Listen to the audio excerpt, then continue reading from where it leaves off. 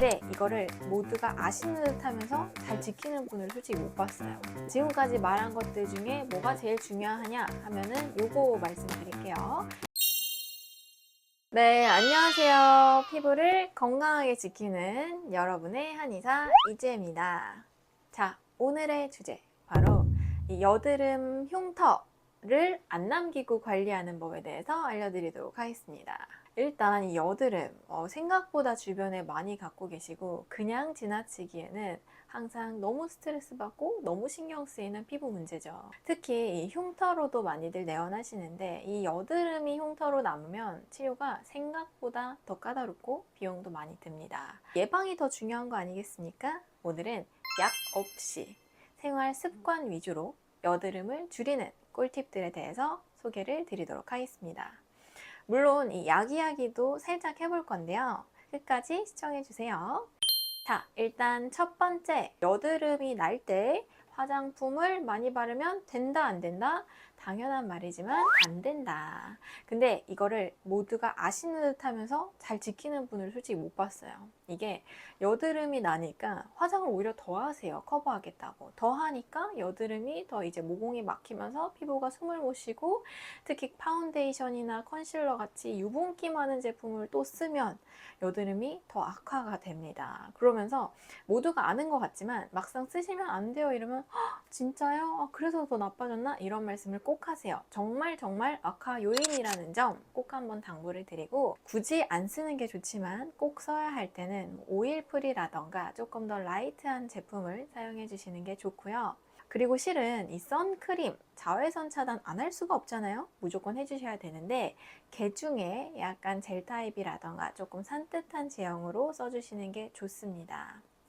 그리고 가릴 때는 유분기 많은 제품보다는 파우더라든지 미네랄 파운데이션처럼 좀 라이트하고 가벼운 친구들을 써주시면 좋아요.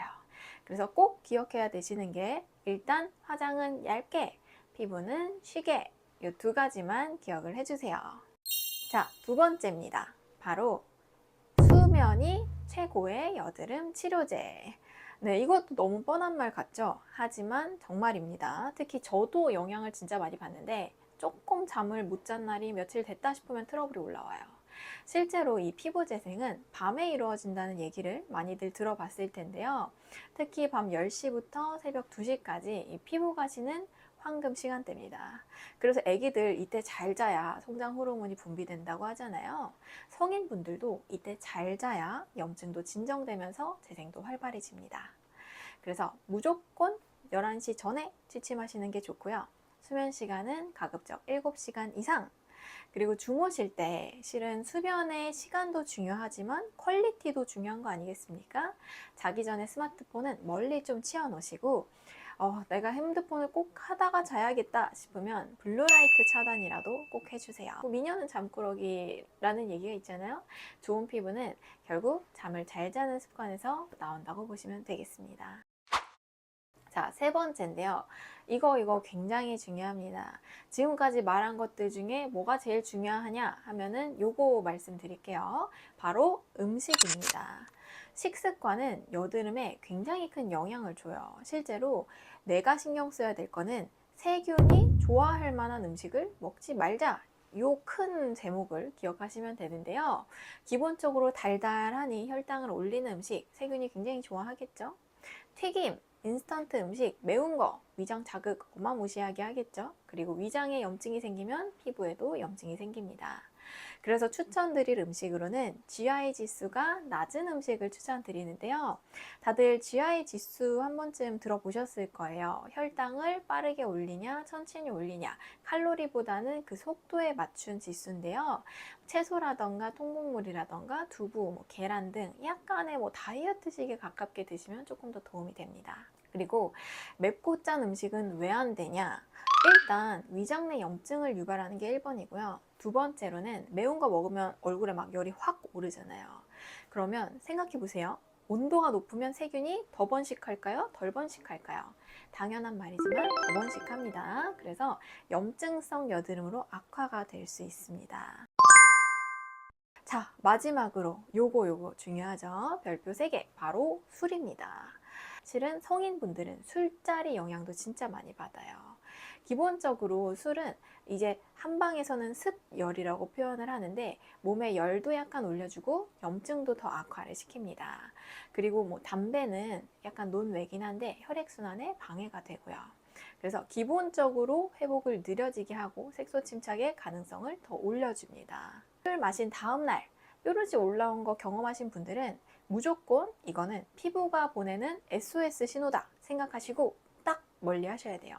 실은 내가 못 끊겠다 그러면 약간의 핑계를 대세요. 나는 위궤양에 염증이 있다, 혹은 술 먹으면 큰일 난다 했다, 간 수치가 높다, 이런 핑계를 주면서 좀 대줘야 권하지를 않습니다. 여드름약에 대해서 이야기를 드릴 건데요. 이게 실은 여드름약을 드시고 오신 분들이 많이 계세요. 먹는 여드름약 중에 특히 항생제라던가 비타민 A 계열 피지 조절 억제제 이런 거 많이 드시다 오시는데, 일단 빠른 효과를 보고 재발이 안 되면 저는 좋다고 말씀을 드려요. 하지만 이게 실은 효과를 봤지만 중단하면 다시 재발이 된다던가, 효과를 별로 못 봐서 장기 복용한다고 한다던가, 그러면 실은 부작용 위험이 있기 때문에 권하지 않습니다. 장점과 단점을 확실하게 알아두시는 게 좋은데, 일단 항생제를 오래 먹으면 내성이 생길 수가 있어요. 내성도 내성이지만 이 항생제의 문제가 유익균이든 유해균이든 너나 할 것 없이 다 죽여버린다는 점에 문제가 있습니다. 그러면 장내에 유익균까지 파괴되면 궁극적으로는 항생제를 중단한 후에 유익균은 줄어든 상태에서 오히려 장 트러블이 더 생기거나 피부 면역력이나 장 면역력이나 전신 면역력이 좀 떨어질 수 있겠죠. 그리고 이소트레티노인 계열의 약, 어떻게 보면 로아큐탄 같은 건 일단은 몸을 건조하게 만듭니다. 그래서 입술이 튼다던가, 실은 장복했을 때 간 수치를 올릴 수 있고요. 그리고 여성의 경우는 태아 기형의 위험이 있기 때문에 출산이나 임신 가능성 여부를 꼭 확인하면서 나가는 약이기도 합니다. 그래서 가급적 여드름 약은 단기 복용, 그리고 의사의 상담을 하고 가시는 게 좋고요. 그래서 면역력이 떨어지면 면역력을 올려야지, 단순히 그걸 이제 쪼인다고 해서 치료가 안 되면 그때는 다른 방법을 찾아보시는 게 필요하고, 제일 중요한 건 생활 습관 먼저 개선을 하시는 게 필요합니다. 바로 이 여드름 압출 여부에 대해서 한번 얘기를 해볼 건데요. 여드름은 나는 무조건 안 짜요 하시는 분들도 있고, 이거 짜긴 짜고 싶은데 짜도 될까요 하시는 분들도 많으세요. 여드름은 일단 정확한 타이밍과 방법을 지킨다고 하면 실제로 염증을 오히려 줄이고 흉터를 생기는 걸 예방할 수가 있습니다. 이게 여드름 하나 났던 거 옆에 또 나는 거 경험해 보셨잖아요. 마냥 방치하면 번질 수가 있기 때문에 압출도 필요한데요. 일단 그냥 마냥 짜면 안 되는 경우에 대해서 먼저 얘기를 드릴게요. 바로 덜 익은 여드름입니다. 여드름이 뭐가 난 것 같은데 빨갛긴 한데 고름이 없어. 그러면 안 건드시는 게 좋아요. 오히려 흉터가 남을 수 있습니다. 자, 두 번째는 약간 깊은 결절형 여드름입니다. 이런 경우는 일단 너무 잘못 건드렸을 때 나오는 거 없이 흉터만 생길 수 있고요. 세 번째는 이 피부에 열감이 있거나 예민할 때는 가급적 안 건드시는 게 좋습니다. 오히려 약간 짰는데 세균이 덮어져서 더 번질 수가 있어요. 그래서 피부 면역력에 받쳐줄 때 압출도 유의미하고요. 그리고 압출을 하는 게 더 안전한 경우에 대해서 얘기를 드릴 건데, 이 압출의 대전제는 일단은 숙련된 솜씨로 흉터를 최소한 압출을 한다는 전제하에 얘기를 드리면, 일단 노랗게 고름이 찬다던가 볼록 올라왔는데 그 안에 피지가 있다던가, 그리고 아프다던가 이럴 때 짜시는 게 좋고요. 또 이 블랙헤드, 화이트헤드가 표면 가까이 있을 때도 조금 정리를 해주시는 게 좋습니다. 대신 아까 말씀드린 것처럼 압출을 할 때는 병원이나 피부과 등 혹은 집에서 하더라도 멸균된 기구로 압출하는 게 염증을 더 번지게 하지 않고 흉터를 최소화하는 방법이라고 말씀을 드리고요. 나는 압출 잘 못해 하는데 거울 보면서 막 손톱으로 누르는 거 절대 안 되죠. 오히려 세균 감염이 더 번식되고 흉터가 깊어지고 여드름 번질 수가 있습니다. 한 번쯤 들어봤던 것 같은데 맞다 하는 내용 많으시죠?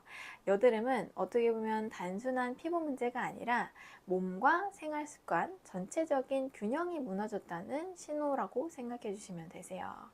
그래서 생활 습관만 바꿔도 개인적으로 여드름은 정말 많이 좋아질 수 있다고 생각을 하고요. 내가 생활을 바꾸지 않고 무턱 때부터 약으로 시작을 한다 하면 약을 중단했을 때 또 올라올 수 있거든요. 그래서 일단은 오늘 알려드린 방법부터 하나하나 실천해 보시고요.